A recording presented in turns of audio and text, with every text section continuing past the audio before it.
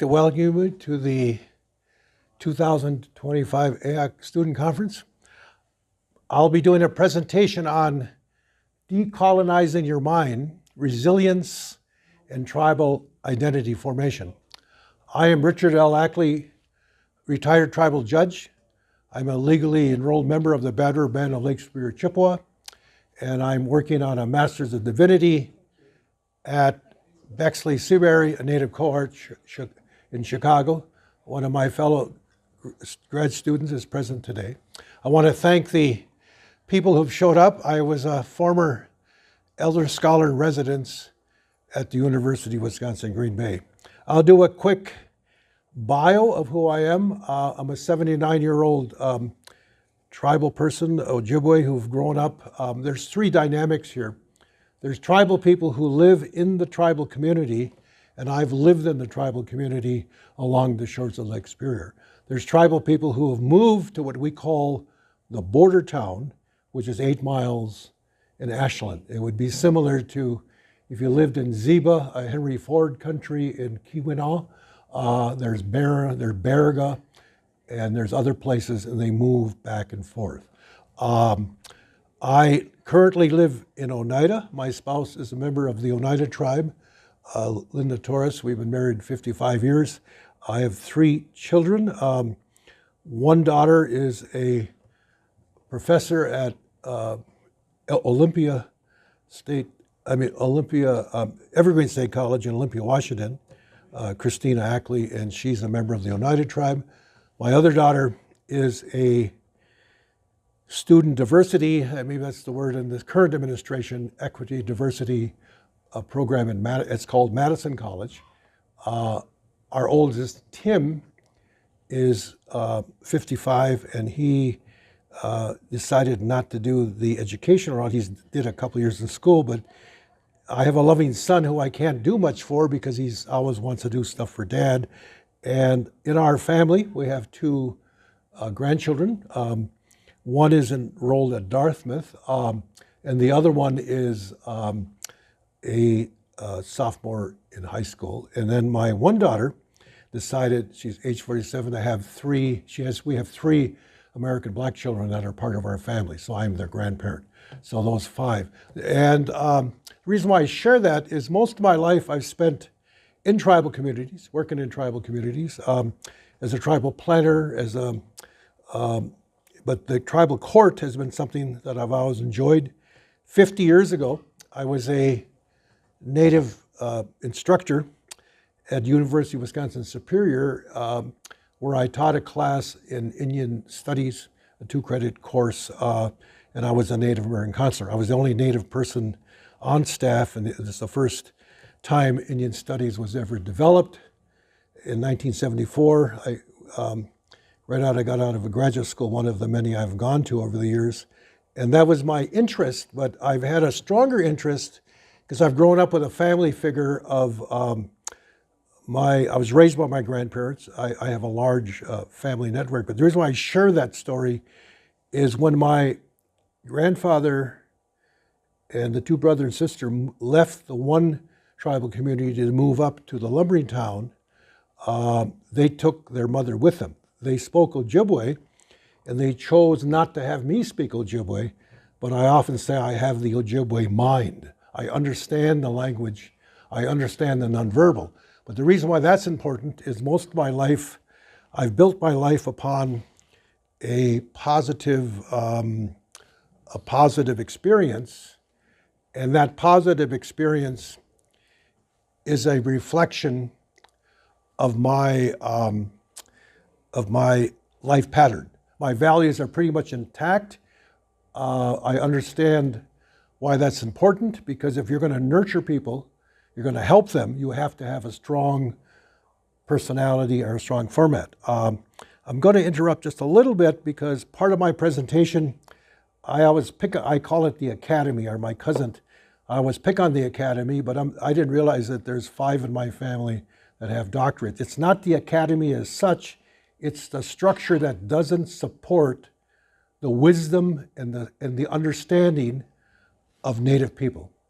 And that's important. So my cousin who passed away, you won't even notice her gravesite. She, Rosemary Acker Christensen, she wrote a book on elder epistemology, but she believes that we have to have respect, understand good relationships, and Tim's heard this from me enough times, and have reciprocity. Within those three components, there's a component called responsibility. And the responsibility here is for me to transition. And another one that I'm really a fan of, it's called decolonization methodologies. Linda, I should get better language, Okai Smith, Amori from New Zealand. Decolonization is don't let anyone name, claim, or tame you. And that model requires you to develop your own narrative, to develop your own value system. I'm now going to transition a little to what I call a visual. We all have a sense of place. When you think of Lake Superior, and you'd be aware of this, she's up from a deal where the cosmologies, the sky, the environment. I come from a tribe where we hunt, fish, and gather.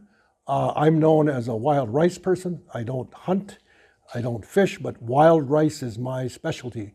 And then in my culture, there was never a chief. There was always a group of headmen, a group of people who nurtured whenever there was an issue. That person was the person who led the deal. And I often think because of Lake Superior and the portages, the French that came through, and she lives in an area, I'll tease this, kind of cute. The Finnish people, we call them Finians. Finians, you got her to laugh. The Finians, some of the European, Scandinavian groups did very well with tribal people. There wasn't this oppression. I want to pick on other Euro-American groups, but you're aware of that. Like in her college she's at, there'd be names like Mantala, Korpala, Taikua, on, and that format. But what I'm going to do now is transition to this map. I am a member of the Bad River Band of Ojibwe. The bands, the interesting thing about Ojibways is we were to have been removed. I would have been closer to my honorable friends, the Lakota, but that didn't happen because President Fillmore, I often stated the realize we weren't removed is too cold to come up there to. We have Old Military Road, and Tim's from the Green Bay area. They were going to come up and they didn't remove us. But if it wasn't for President Fillmore, I would have been removed to, I would have been removed out west. And it would be, and I believe the gentleman that just walked in is from either LCO. I could be wrong about that. Maybe not. Maybe not. I just wanted to welcome you. We have a small group, so, and I'm just laying out. My name is Richard Ackley. I'm just doing my deal. But the reason why this is important is in the Ojibwe experience that they come from a hunting, fishing, and gathering background, but there's always this strong sense of family, strong sense of experience. But when you get trapped by internalized oppression, you get trapped by, I'm not picking on Christianity, you get trapped by the denominational oppression. Not the words of Jesus, not the words of the Creator. You get trapped. But I've been blessed by having a strong family background. I didn't really realize it, but we grew up in a system. My friend Tim has worked on a farm, so he understands this. We had a store, restaurant, gas station, boat landing, fishing. We did lumbering. We were always busy. So, and then college was my ticket. But as I mentioned, those areas of the tribal communities, growing up in the community, the border town. Some people were assimilated, they moved to Milwaukee, Chicago. A lot of my relatives moved to Milwaukee, Chicago. Other tribes like LCO, Lakota Ray, they have a college. I remember when the first president, John Anderson, was at LCO. They're now the LCO University. Red Cliff, we're part of the Treaty of 1837, 42, and 54, and we have a word called eufactory, which is reserved rights. The leaders of the past put into the document the right to hunt, fish, and gather. So that's so important to us. And there's other issues, environmental issues. But then Lac du Flambeau, Forest County, Potawatomi. The reason it's called Forest County, Potawatomi is at one time the Potawatomis, there's 5 or 6 bands. There's Canada. I mean, there's different different places, Kansas and Michigan. And then I'm Bad River, Mole Lake, or Sagaugan, the Ackley name that area, and then St. Croix, the Menominee, and then the Ho-Chunk, which were called Winnebago, the Oneida, and the Stockbridge. My friend Tim is a member of the Oneida tribe. The Oneida, Stockbridge, and Brotherton came from New York, and they have settled in Wisconsin. I live in Green Bay, and I grew up on the Bad River tribal community. The reason why it's important to talk about the seats of the 11 federal recognized tribes is we have one called the Brothertown. Historically, no one would ever talk about them because they are state recognized, not federal recognized. So what I try not to do is to get people caught up in federal or state or who determines your identity. You determine that yourself. And why that's important is you see people fighting for a piece of pie, whether it be federal, state, whatever it is. And I really honor the fact that the Brothertown, I did some work for them about, God, must be 20 years ago, and they were never legally recognized, but they came from New York, and Tim is aware of the story somewhat, the Brothertown. They have lost probably all forms of cultural, visual identity, but they have not lost the identity through a system of lineage. So they're tribal enrollment in that aspect. But the reason why in Wisconsin that sense of place is so important, the Menominee tribe has a college, or Menominee University, Lakota Race. So those are the 2 institutions of higher learning within the state of Wisconsin. The reason why that's important is with private colleges losing its sense of importance, as we discussed, some that have turned, some have not been able to succeed. It's important for tribal communities to define their own education, to take responsibility for their own accreditation. And if they don't do that with discipline, they don't do that with responsibility, they don't do that with in a good way, they're not going to succeed in any system. So I believe it's important for my presence to at least share that. Now, I'm going to do another one, which is a little more, at least I think it's a little more interesting. This is, in our tribe, we have meandering rivers. This is myself, we're going down to harvest wild rice. That's the boat in the end. This guy isn't in the movie Ducks. You ever watch any TV series? Well, there goes my joke. With the beard, he, in Louisiana, in the bayous. Oh, Duck Dynasty. Duck Dynasty. Hey, thank you, you got it. Okay, Duck Dynasty. He's a Navy veteran, where we go ricing, and it's a small boat. I would say, if we take a pole and we do the cedar, I mean, we have cedar, because cedar, any other type of food, any type of forestry, it would cause your hands to burn. The cedar is a natural absorbent of water. So we take it in, we knock the rice in, and I would say it takes 2 persons to harvest wild rice. So we're the original team players, 2 people. But this is important because this is part of my culture, and this is what I believe in.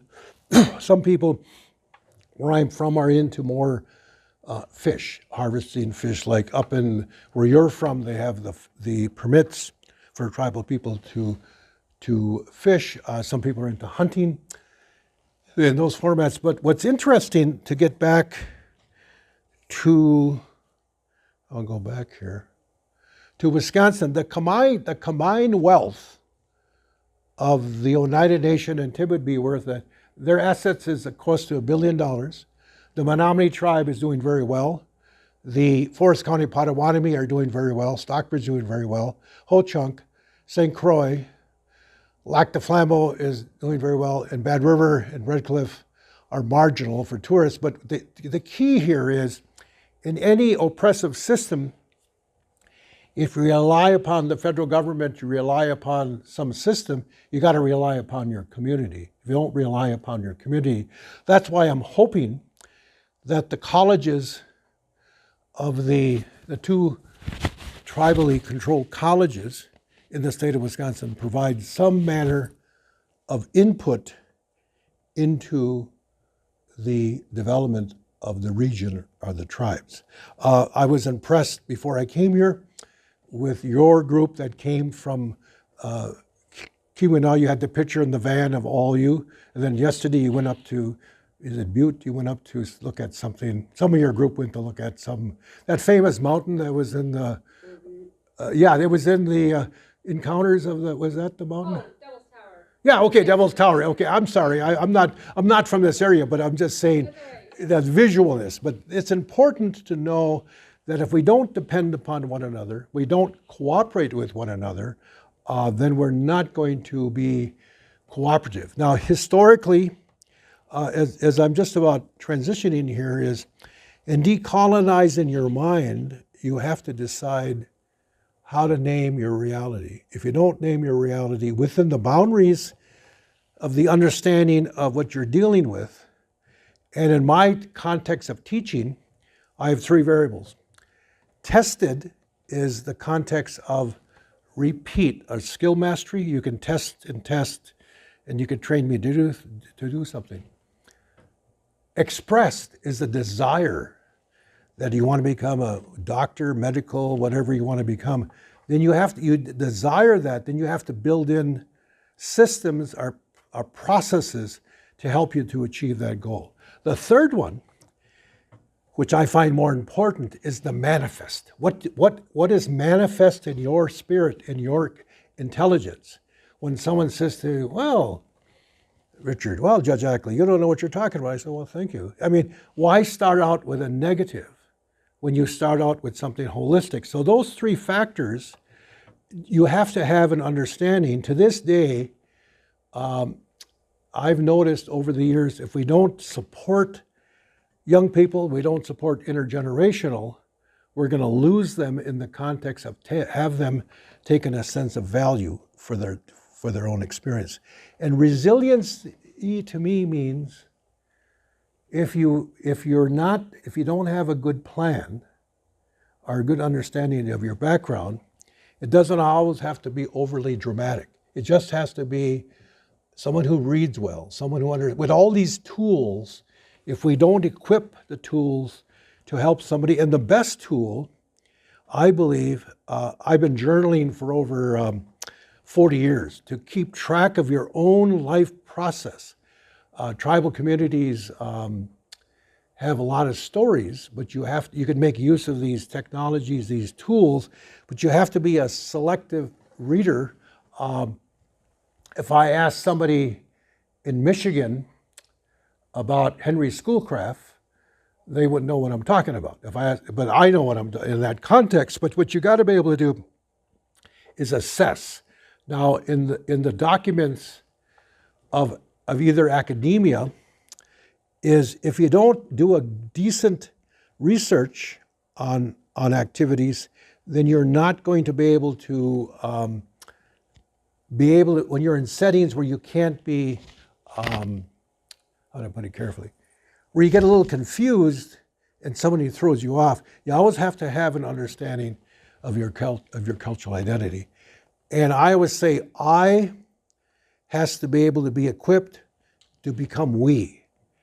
I believe in a culture of consensus and we in a circle, but the I ought not to throw us off. We want to include people.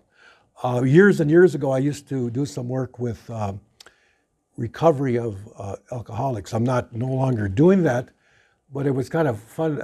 They gave me an eagle feather. I said, don't ever do that now, I'll never be back. But what we try to do is teach people to share with people to be in a traditional way. But if you get caught in one system, you're not doing the holistic model. I believe in something what we call the big picture idea.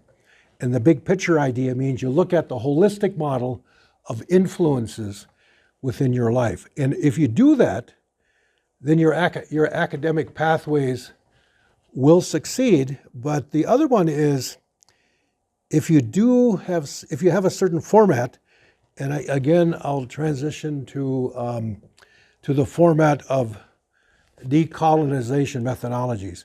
You can see a lot of her material on YouTube, and a lot of her material on YouTube talks about how in New Zealand, how people came the name, claim, and tame. But what she did, which I find, I'm a big believer in that, she helped students to define their identity and their ways to decolonizing that. And she made a list of 25 projects. I'm not going to go through it, but the key here is, if you have an indigenous research, then you have to do it in a manner that reflects your unique sense of place, respects your tribalism, and respects the indigenous, non-indigenous relations within that region. And the way you accomplish that, the way she listed it, and there's a whole group of people in Canada who they build their doctoral thesis and master's papers off the decolonization methodologies. She believes, and I'm not going to go through the 25 models for sharing, but what it is, it's oral history. Like, if you don't claim your own identity, someone will try to claim it for you. If you don't understand your own testimony and say it, it's kind of like in my court, in the court I worked in, if you don't have an accuracy of your experience, then it gets confused. So you have to make some assessment. If you don't listen to good storytellers, then you're going to have some problems with storytelling. If you don't celebrate your survival, not get caught up in oppression, but get caught up in hope, caught up in resiliency, and you got to remember. You got to remember your past, remember your present, and hopefully your future will work out. And if you don't look at it from your own indigenous point of view, then you're posing a dominant culture upon you. Not to say you got to do that, but you have to always have that core. I've shared with some friends, as a Christian, as a person I am, this is what we call a Manitou stone, an Ojibwe spirit stone. If you look at academia, which is a research deal, a spirit, this is not where I live, we have these they're called little people, but they're smaller stones. We don't take them off the tribal community.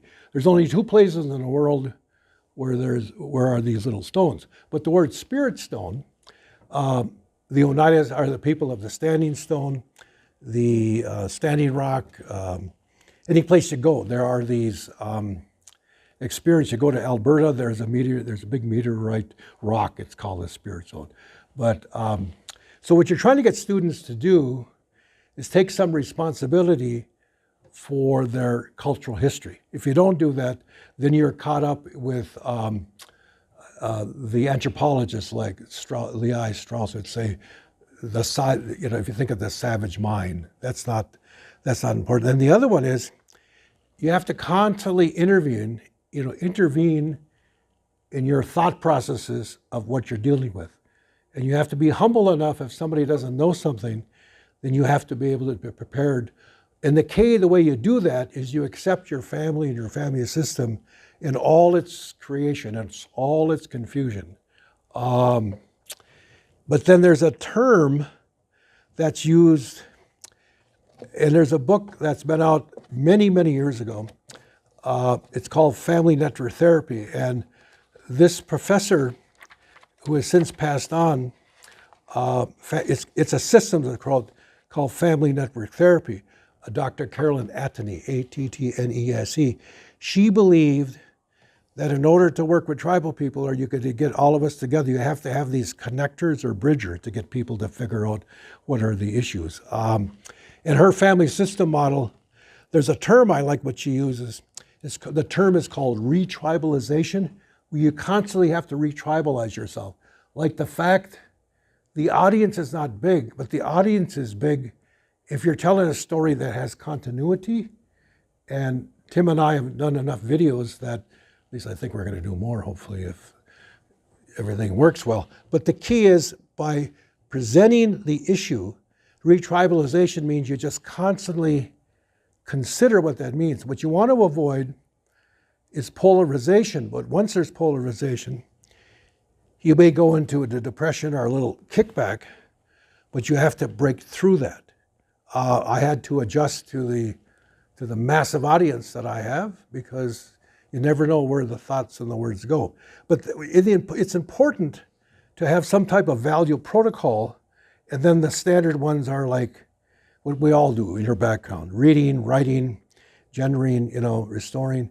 But if you don't do something to decolonize the experiences, like I have a lot of tribal friends who say, in an Ojibwe, do you believe in the seven constructs of honesty, humility, wisdom, love, respect, bravery, and truth? You got to take those words and put them in more. I'm from a culture where it's more action, the verb.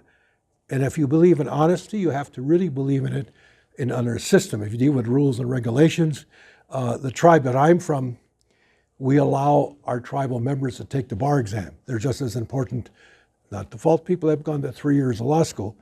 And if you're humble, you really have to be humble. It's a personal dynamic of being helpful. And if you have wisdom, I call wisdom intergenerational wisdom, wisdom that supports people. And I perhaps find myself more over the years not wanting to see billionaires in tribes or millionaires. I want to see a healthy economic system that we provide for our community. And I believe that tribal colleges have that possibility. And then the other one is personal love, our relationship, ourself. I was teasing this professor, because when you're young, I go up there, I says, Dr. Anthony, when are things going to change? He said, it's going to change very slowly. But she said to me, remember, you're the center of the universe. It's not an ego thing. You're put on this, in this universe, in this place, to do something with your life, to help. And what I liked about her presentation, it's a systems approach. It's family therapy, and then respect. I have respect for people, but if people, one of my bishops, who is no longer with the Episcopal Church, says, if you're ignorant and being ignorant, you're still ignorant. And then in the 80s in the state of Wisconsin, we had the boat landing riots where people, 1,500 people, they were calling Native people inappropriate names, and tribal people in their humbleness had respect, and there was no controversy. They walked through, there was the National Guard there was these demonstrations, but most of our tribal members understand that. The context of bravery is understanding how to manage your risk. The last one I think is so important. Truth is a value word, but it also means how you operationally define that. And that's important. And so in some ways, this approach has given me the opportunity over the years to come in a good way, or to understand my tribalism and to understand my background. It's been a long journey from teaching a 2-credit Native Issues class with 31 students and being the only Native professor. The instructor, because then I went on to other things, and then to nurture 19 students from your background and where you work. So I would say, given the brevity and given that I want to thank you, I'm trying to bring this to a summary, and my summary would be the maintenance or the understanding that if you don't decolonize your mind, you will be constantly filled with images of doubt given the current situation. If you don't develop plans for resiliency, you will constantly be engaged. Some of the colleges across the country, the Menominee College at one point did a great program on trauma. There's a lot of things being done that are archived that are not out there for people to know. So students have to take some responsibility to find these things out. And then the other one is your tribal identity is constantly changing. It's constantly being rebuilt.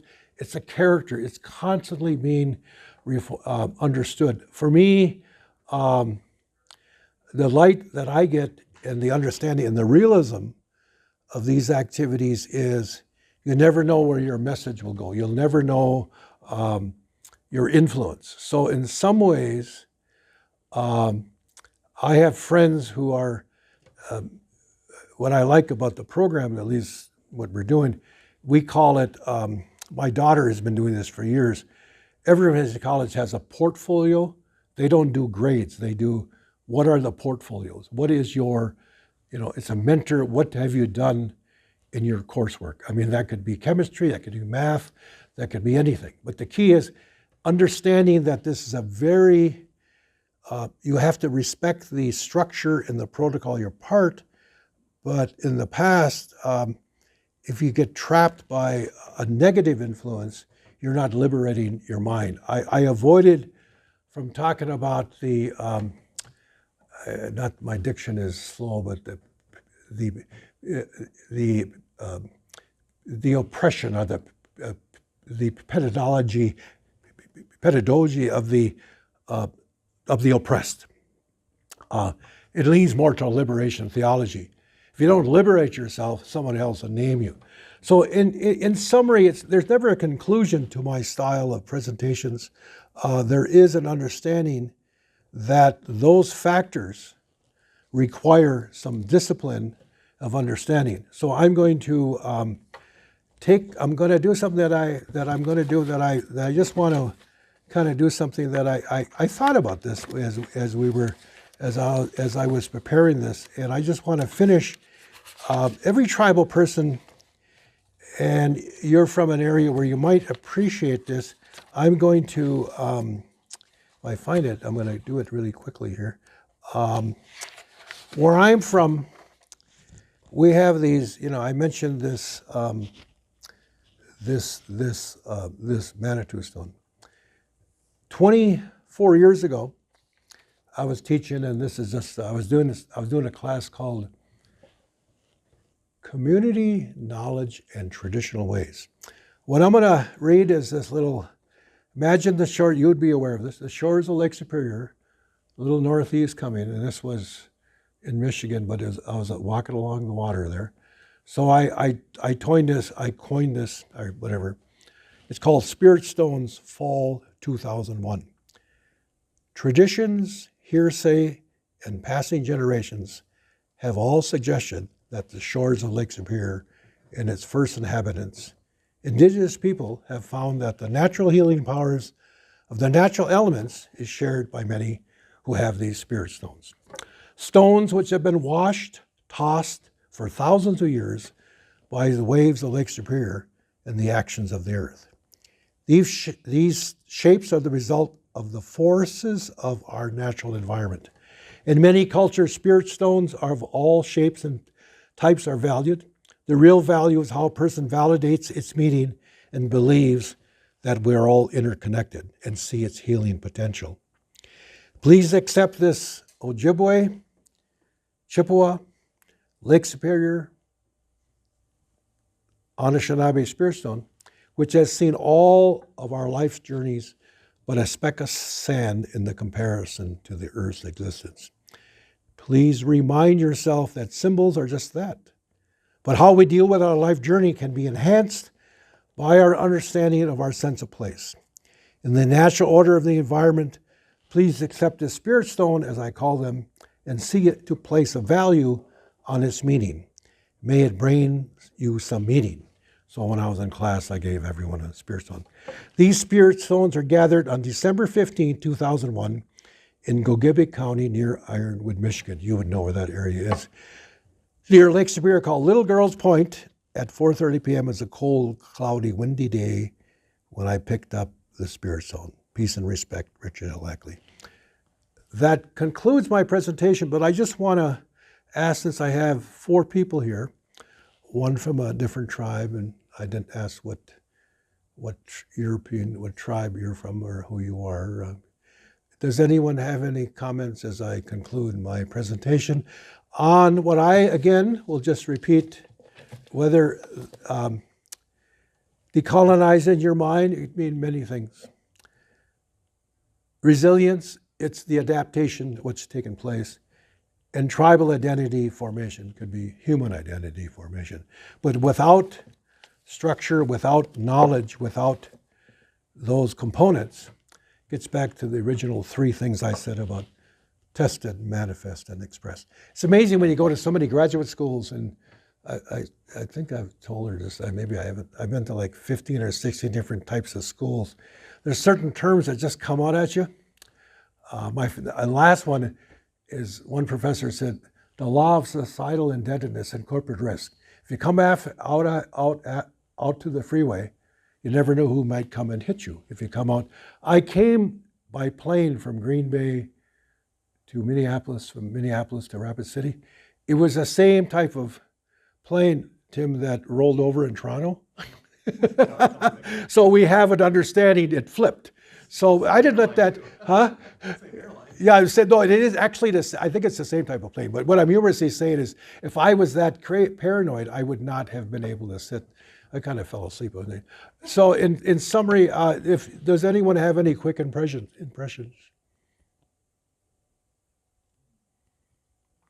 Well, go ahead.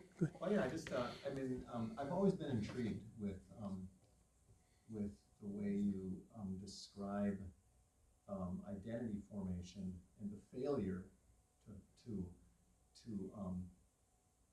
receive the identity that's that you can receive based on your heritage.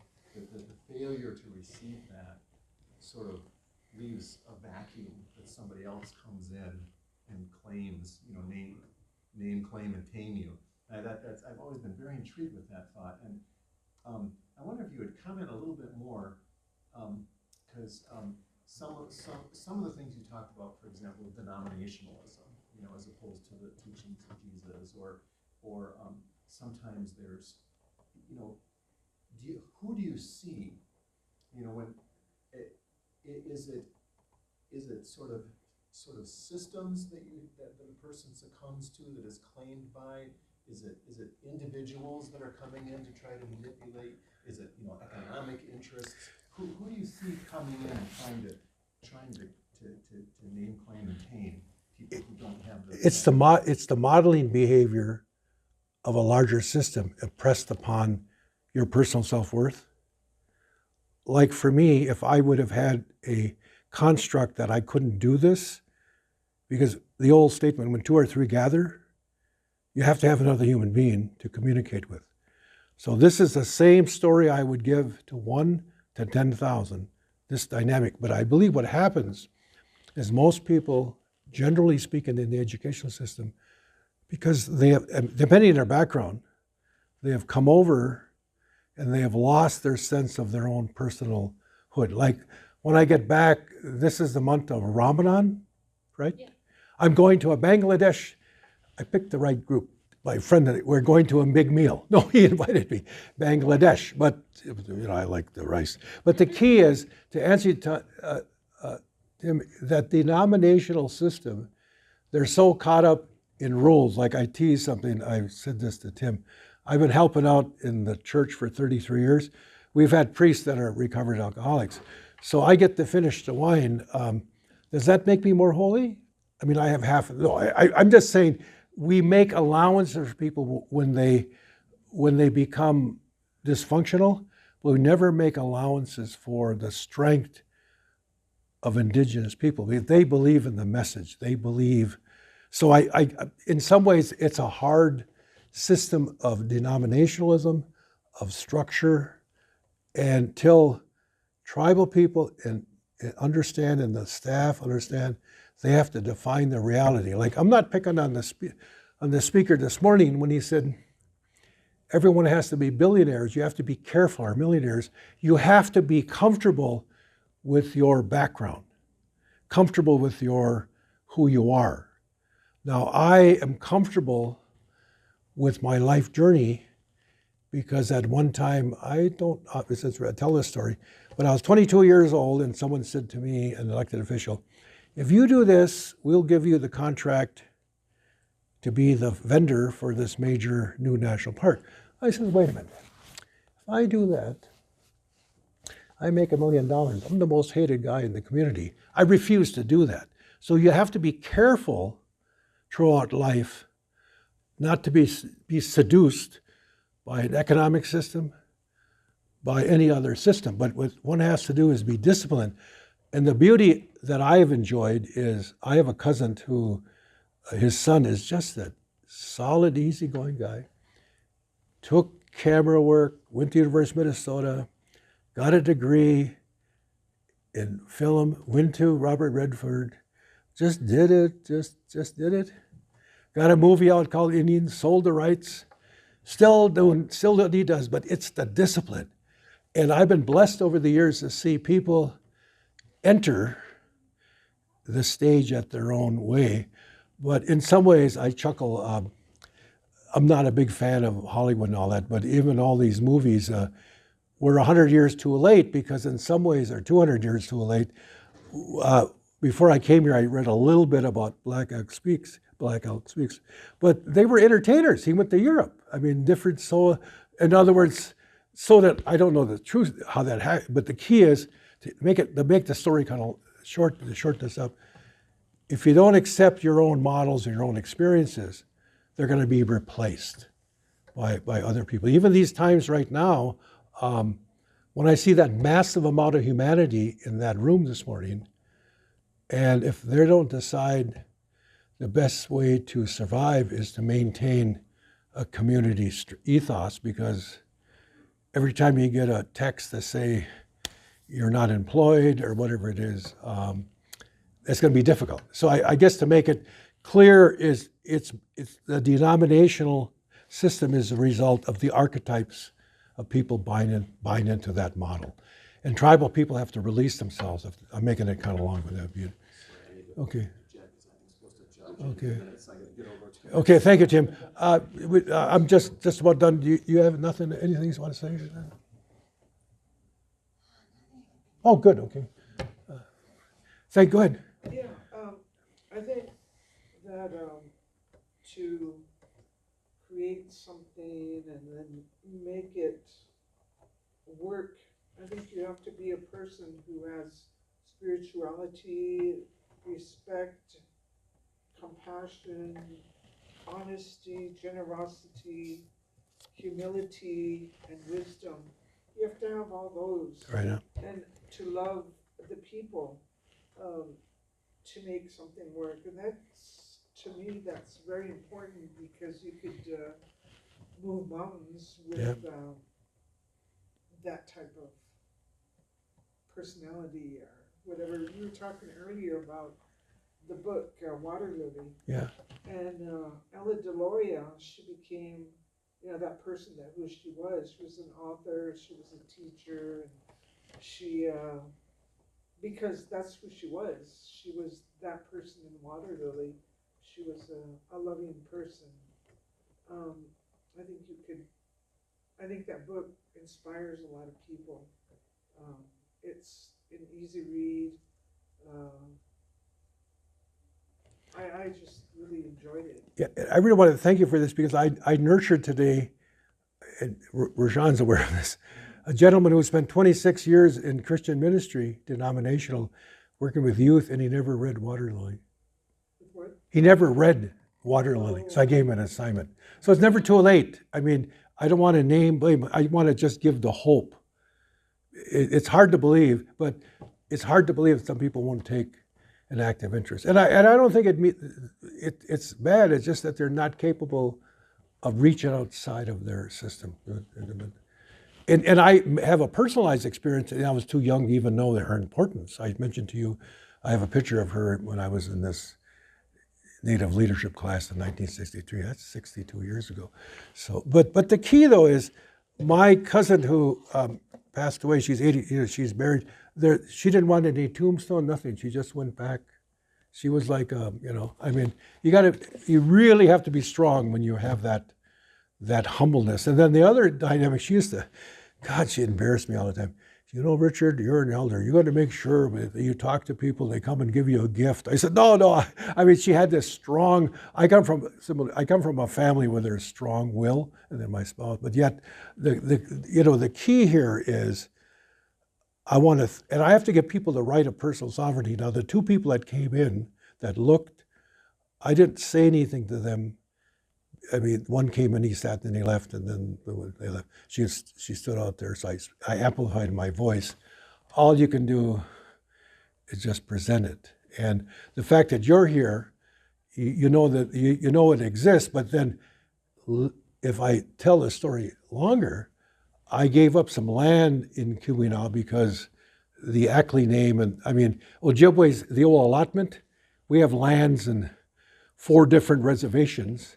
And I was chuckling, my spouse really helped me out. But when I enrolled in my own tribe, Bad River Chippewa, I had to relinquish the membership in Wool Lake. And she looked at me and said, "You're still Chippewa, you're still," I mean, by me doing that, you cut out it's not the quantum, it's what, as she says, it's the native mind, it's understanding.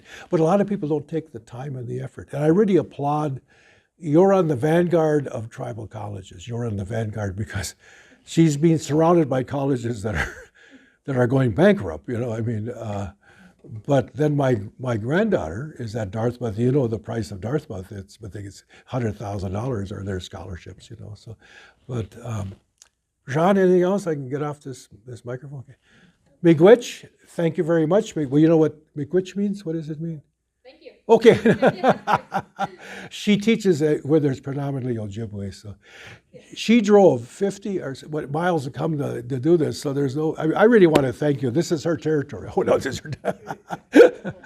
Actually is. Yeah. Market City is the Black Hills. Yeah. That's